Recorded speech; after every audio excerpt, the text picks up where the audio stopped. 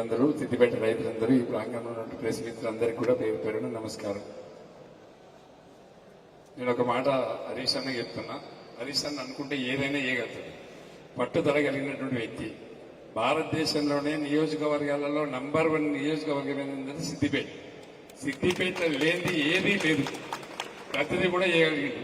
నేను ఇంకో రిక్వెస్ట్ చేస్తున్నా, మన ఇండియన్ గవర్నమెంట్ ఆయిల్ దాదాపుగా 1,20,000 కోట్ల రూపాయలు ఖర్చు పెట్టి మలేషియా నుంచి ఇంపోర్ట్ చేసుకుంటారు. ఈ తెలంగాణలో ఒక మలేషియా తయారు చేయాల్సిందిగా రిక్వెస్ట్ చేస్తున్నారు హరీష్ అన్న. ఈ 1,20,000 కోట్లు బయట దేశం పోతున్నాయి. అవి తెలంగాణ రైతులకు రావాలి. తెలంగాణ రైతులకు రావాలంటే అది ఒక్కడికే సాధ్యం, అది హరీష్ అన్నకే సాధ్యం. ఎందుకంటే పట్టు బదులని విక్రమార్కులాగా పనిచేస్తారు కాబట్టి ఈ ప్రాంతంలో ఫామ్ ఆయిల్ వేసుకుంటున్నామంటే గతంలో ఇది ఆంధ్ర పంట, ఆంధ్ర వాళ్ళే వేసుకునేవాళ్ళు.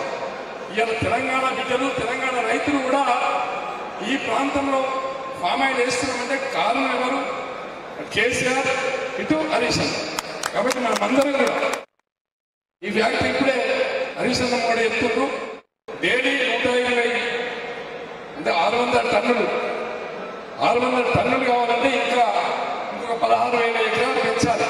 మరి రైతులందరూ కూడా లాభం వస్తుంది కాబట్టి మనమందరం కూడా ఇంకా రైతులను ఎంకరేజ్ చేసి ఎక్కడైతే పామ్ ఆయిల్ పెట్టుకోగలుగుతామో అక్కడ మనము వెసులుబాటు కల్పించి తీసుకుపోవాలి.